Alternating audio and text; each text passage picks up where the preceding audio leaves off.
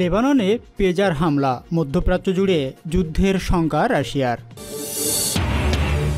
কমলা হ্যারিসের বিরুদ্ধে গুজব ছড়াচ্ছে রাশিয়া, বলছে মাইক্রোসফট। আবারও ব্যালিস্টিক ক্ষেপণাস্ত্র উৎক্ষেপণ করল উত্তর কোরিয়া। এবং সর্বশেষ থাকছে অরুণাচল সীমান্তের কাছে অত্যাধুনিক হেলিপ্যাড বানাচ্ছে চীন, চাপে ভারত। আবারও ভারত চাপে পড়েছে, আর এবার চাপটা এসেছে সরাসরি চীন থেকে, অর্থাৎ অরুণাচল সীমান্তের একেবারে কাছেই অত্যাধুনিক হেলিপ্যাড বানাচ্ছে চীন। আর এতে করে চীনের উপর যে ভারতের আগে থেকেই বৈষম্য নীতি ছিল এবং তাদের সাথে যে দৌরাত্ম্য তৈরি হয়েছিল তা আরও বৃদ্ধি পাবে বলেই আশা করা হচ্ছে। অর্থাৎ এক্ষেত্রে চীনের ভয়ে চাপে পড়ে গেছে ভারত, যে এই বুঝি ভারতে আবারও চীন আক্রমণ শুরু করলো। তবে ভারত চীন যদি সত্যি যুদ্ধ বাঁধে, তাহলে ভারত কি এখন পারবে চীনের সঙ্গে পাল্লা দিতে? কি মনে হয় আপনাদের এই বিষয়ে? আপনারা আপনাদের মূল্যবান মতামত কমেন্টসে লিখে জানাবেন। তাছাড়া আপনারা কোন জায়গা থেকে ভিডিওটি দেখছেন বা ভিডিওটি শুনছেন সেটা কমেন্টসে লিখে যাবেন। এছাড়াও অরুণাচল সীমান্তের কাছে অত্যাধুনিক হেলিপ্যাড বানাচ্ছে চীন, কেন চাপে ভারত, তা নিয়ে বিস্তারিত থাকছে ভিডিওর শেষ অংশে। সুতরাং ভিডিওটি শেষ পর্যন্ত দেখার জন্য বিনীতভাবে অনুরোধ রইল। এতক্ষণ সংবাদের প্রধান অংশগুলো শুনছিলেন, এখন বিস্তারিত থাকছে প্রতিবেদনে। লেবাননে পেজার হামলা, মধ্যপ্রাচ্য জুড়ে যুদ্ধের শঙ্কা রাশিয়ার। লেবাননের সশস্ত্র গোষ্ঠী হিজবুল্লাহ ও বেসামরিক নাগরিকদের ওপর বিস্ফোরক পেজার ব্যবহার করে চালানো ইসরায়েলের হামলা বৃহত্তর আঞ্চলিক যুদ্ধ উস্কে দিতে পারে বলে সতর্ক করে দিয়েছে রাশিয়া। একই সঙ্গে এই হামলার সঙ্গে জড়িত অপরাধীদের শনাক্ত করারও আহ্বান জানিয়েছে ক্রেমলিন। মঙ্গলবার লেবানন জুড়ে হাজার হাজার পেজার বিস্ফোরণের ঘটনা ঘটেছে। এইসব পেজারে ইসরায়েলি গোয়েন্দা সংস্থা বিস্ফোরক স্থাপন করেছিল বলে অভিযোগ করেছে লেবানন। এই বিস্ফোরণে এখনও পর্যন্ত অন্তত 12 জন নিহত এবং 3000 মানুষ আহত হয়েছে। আহতদের মধ্যে লেবাননে নিযুক্ত ইরানের রাষ্ট্রদূতও রয়েছেন। লেবাননের জ্যেষ্ঠ এক নিরাপত্তা সূত্র ও অন্যান্যরা রয়টার্সকে বলছেন, মঙ্গলবারের বিস্ফোরণের কয়েক মাস আগে লেবাননের সশস্ত্র গোষ্ঠী হিজবুল্লাহের আমদানি করা 5000 পেজারের ভিতর বিস্ফোরক স্থাপন করেছিল ইসরায়েলি গোয়েন্দা সংস্থা মোসাদ। সাংবাদিকদের সঙ্গে আলাপকালে ক্রেমলিনের মুখপাত্র দিমিত্রি পেসকভ বলেছেন, লেবাননে যা ঘটছে সেটা যাই হোক না কেন তা অবশ্যই উত্তেজনা বৃদ্ধির দিকেই নিয়ে যাবে। অঞ্চলটি নিজেই বিস্ফোরক অবস্থায় রয়েছে এবং এই ধরনের একটা ঘটনা পরিস্থিতিকে নিয়ন্ত্রণের বাইরে নিয়ে যেতে পারে, আর সেটি হলে নিশ্চিতভাবেই তা প্রত্যেকের জন্য বিপজ্জনক হওয়ার সম্ভাবনা রয়েছে। তিনি বলেন, আমরা বিশ্বাস করি এই ঘটনার একটি পুঙ্খানুপুঙ্খ তদন্ত করা উচিত। যা ঘটেছে তার কারণ ও পরিস্থিতি খতিয়ে দেখা দরকার। একই সঙ্গে যোগাযোগের এই সব সরঞ্জামের ব্যাপক বিস্ফোরণের পিছনে যারা রয়েছে তাদের শনাক্ত করা উচিত। পেসকভ বলেন, এই ধরনের তদন্তে পাওয়া তথ্য উপাত্ত বিশেষজ্ঞদের রাশিয়া এবং অন্য কোথাও অনুরূপ কিছু ঘটার ঝুঁকি দূর করার সুযোগ তৈরি করবে। এর আগে রাশিয়ার পররাষ্ট্র মন্ত্রণালয়ের এক বিবৃতিতে বলা হয়, লেবাননের বিরুদ্ধে হাইব্রিড ধাঁচের যুদ্ধের অংশ হিসাবে পেজার হামলা চালানো হয়েছে। সেখানে হাজার হাজার নিরীহ মানুষ আহত হয়েছে। মন্ত্রণালয়ের মুখপাত্র মারিয়া জাকারোভা বলেছেন, এই উচ্চ প্রযুক্তির হামলার সংগঠকরা ইচ্ছাকৃতভাবে মধ্যপ্রাচ্যে বড় যুদ্ধের উস্কানি দেওয়ার চেষ্টা করছে। কমলা হ্যারিসের বিরুদ্ধে গুজব ছড়াচ্ছে রাশিয়া, বলছে মাইক্রোসফট। মার্কিন প্রেসিডেন্ট নির্বাচন কেন্দ্র করে কমলা হ্যারিসের বিরুদ্ধে গুজব ছড়াচ্ছে রাশিয়ার এজেন্টরা। সাম্প্রতিক সময়ে গুজব ছড়ানোর তৎপরতা বেড়েছে। স্থানীয় সময় মঙ্গলবার মাইক্রোসফট এই অভিযোগ করেছে। যুক্তরাষ্ট্রভিত্তিক প্রযুক্তি প্রতিষ্ঠানটি দাবি করেছে, মার্কিন ভাইস প্রেসিডেন্ট ও আসন্ন নির্বাচনে ডেমোক্রেটিক পার্টি প্রার্থী কমলা হ্যারিসকে নিয়ে ষড়যন্ত্রমূলক ভিডিও চিত্র ছড়ানো হচ্ছে। আগামী 5ই নভেম্বর অনুষ্ঠেয় মার্কিন প্রেসিডেন্ট নির্বাচনে বিদেশি হস্তক্ষেপের অভিযোগ নিয়ে বেশ সতর্ক অবস্থানে রয়েছে যুক্তরাষ্ট্র। এরই অংশ হিসাবে চলতি মাসের শুরুতে রাশিয়ার একটি রাষ্ট্রায়ত্ত সংবাদ মাধ্যম RT এর শীর্ষ কয়েকজন সম্পাদকের বিরুদ্ধে নিষেধাজ্ঞা দেয় যুক্তরাষ্ট্র। মার্কিন প্রেসিডেন্ট জো বাইডেন এর প্রশাসনের অভিযোগ, রাশিয়ার রাষ্ট্রায়ত্ত সংবাদ মাধ্যমগুলো নির্বাচনে হস্তক্ষেপের চেষ্টা চালাচ্ছে।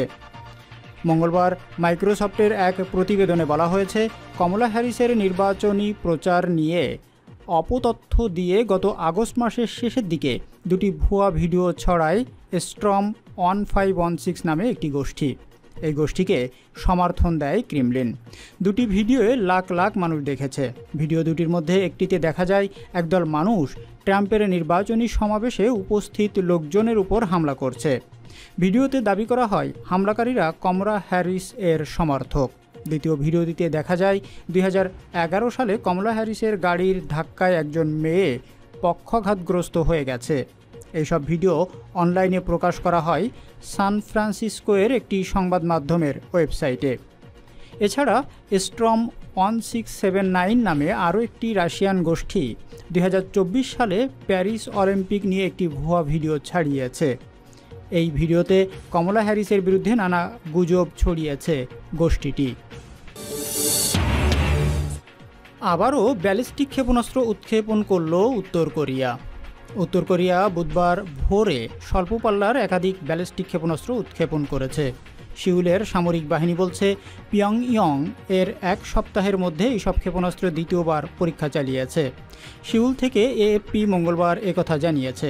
উত্তর কোরীয় নেতা কিম জং উনের শাসন আমলে চলতি বছর বেশ কয়েক ডজন ক্ষেপণাস্ত্র উৎক্ষেপণ করা হয়েছে। এদিকে বিশেষজ্ঞরা বলছেন উত্তর কোরিয়ার মিত্র রাশিয়ার কাছে ইউক্রেনে ব্যবহারের জন্য এসব অবৈধ অস্ত্র সরবরাহ করতে পারে। তবে পিয়ংইয়ং রাশিয়ার সাথে কোনো নিষিদ্ধ অস্ত্র বাণিজ্যের কথা অস্বীকার করেছে। কিন্তু কূটনৈতিক সম্পর্কের দীর্ঘ অচল অবস্থার কারণে উত্তর কোরিয়া এই বছর দক্ষিণ কোরিয়াকে তাদের প্রধান শত্রু ঘোষণা করেছে এবং সম্প্রতি পরমাণু সক্ষম অস্ত্র সীমান্ত এলাকায় মোতায়েন করেছে। সিউলের জয়েন্ট চিফস অফ স্টাফ বলছেন পিয়ংইয়ং স্থানীয় সময় আনুমানিক ভোর 6টা 50 উত্তর পূর্বে উৎক্ষেপণ করা বেশ কয়েকটি স্বল্প পাল্লার ক্ষেপণাস্ত্র শনাক্ত করেছে এবং এগুলো বিশ্লেষণ করেছে। জেসিএস আরও জানিয়েছে সিউলের মিত্র টোকিও এবং ওয়াশিংটনের সাথে ঘনিষ্ঠভাবে তথ্য আদান প্রদান এবং পিয়ংইয়ংয়ের অতিরিক্ত ক্ষেপণাস্ত্র উৎক্ষেপণের পরিপ্রেক্ষিতে পরিস্থিতি মোকাবেলায় আমাদের সামরিক বাহিনী গোয়েন্দা নজরদারি এবং সতর্কতা জোরদার করেছে। টোকিও পিয়ংইয়ংয়ের ক্ষেপণাস্ত্র উৎক্ষেপণের বিষয়টি নিশ্চিত করেছে। দেশটির কোস্ট গার্ড জানিয়েছে একটি ক্ষেপণাস্ত্র ইতোমধ্যেই বিস্ফোরিত হয়েছে। অরুণাচল সীমান্তের কাছে অত্যাধুনিক হেলিপোর্ট বানাচ্ছে চীন, চাপে ভারত। চীনের সামরিক বাহিনী ভারতের অরুণাচল প্রদেশের প্রায় 60 কিলোমিটার ভিতরে ঢুকে পড়েছে বলে স্থানীয় গুঞ্জনের পর এবার আরও এক খবরে চাঞ্চল্য দেখা দিয়েছে ভারতে। এই অরুণাচল প্রদেশেরই স্পর্শকাতর অঞ্চলের কাছে অত্যাধুনিক সুবিধা সম্পন্ন হেলিপোর্ট বানাচ্ছে চীন। ভারতের সংবাদ মাধ্যম এনডিটিভি এর ভিডিও প্রতিবেদনে বলছে অরুণাচলের স্পর্শকাতর ফিশটেলস অঞ্চলের কাছে নিয়ন্ত্রণ রেখার 20 কিলোমিটার পূর্বে নির্মিত হচ্ছে নতুন এই হেলিপোর্ট।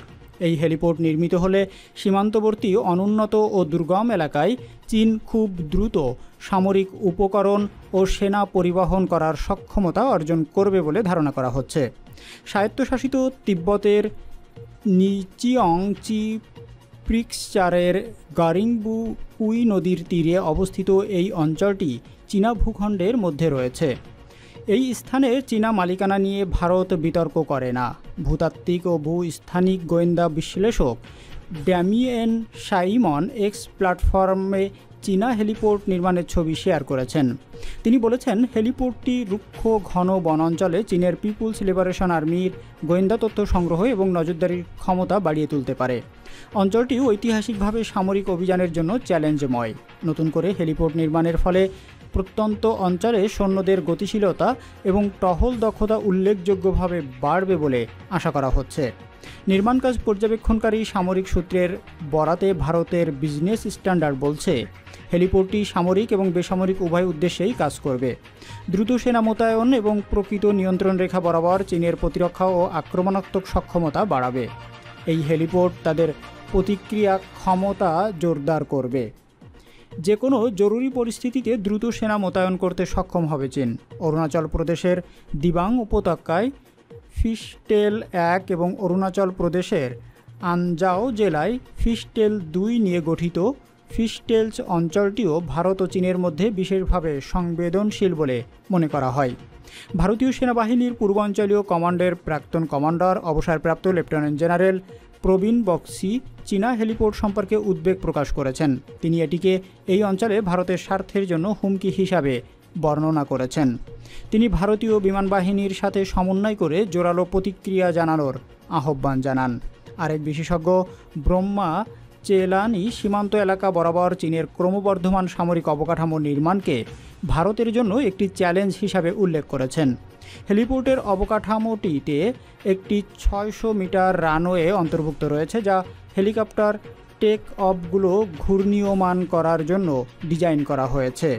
এটি উচ্চ ক্ষমতার অপারেশন চালানোর জন্য হেলিপোর্টের একটি গুরুত্বপূর্ণ বৈশিষ্ট্য। গত সপ্তাহে ভারতের পররাষ্ট্রমন্ত্রী এস জয়শঙ্কর জানিয়েছিলেন, সীমান্ত আলোচনায় চীনের সঙ্গে সেনা প্রত্যাহারের 75% সমস্যার সমাধান হয়েছে, যদিও অতীতে আমাদের সম্পর্ক সহজ ছিল না। তিনি বলেন, 2020 সালে যা ঘটেছে তা একাধিক চুক্তির লঙ্ঘন। চীনারা প্রকৃত নিয়ন্ত্রণ রেখায় বিপুল সংখ্যক সেনা মোতায়েন করেছে।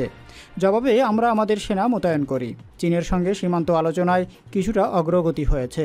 প্রায় 75% ডিসএঙ্গেজমেন্ট সমস্যার সমাধান হয়েছে। আমাদের এখনও কিছু কাজ করার বাকি আছে। প্রিয় দর্শক, দেখতে দেখতে আরবিডি নিউজের এখনকার আয়োজনের একেবারে শেষ প্রান্তে চলে এসেছি। আসুন আমরা সবাই মিলে আমাদের পরিবেশটাকে সুন্দর রাখার জন্য, ভবিষ্যতে প্রজন্মকে একটি সুন্দর পৃথিবী উপহার দেওয়ার জন্য আমাদের চারপাশের পরিবেশ সুন্দর রাখি, পরিষ্কার পরিচ্ছন্ন রাখি। সবার কাছে বিনীতভাবে অনুরোধ থাকছে ভিডিওটি বেশি করে শেয়ার করার জন্য এবং এই জাতীয় সংবাদ প্রতিনিয়ত পাওয়ার জন্য আমাদের চ্যানেলটির সঙ্গে থাকার জন্য। ধন্যবাদ সবাইকে।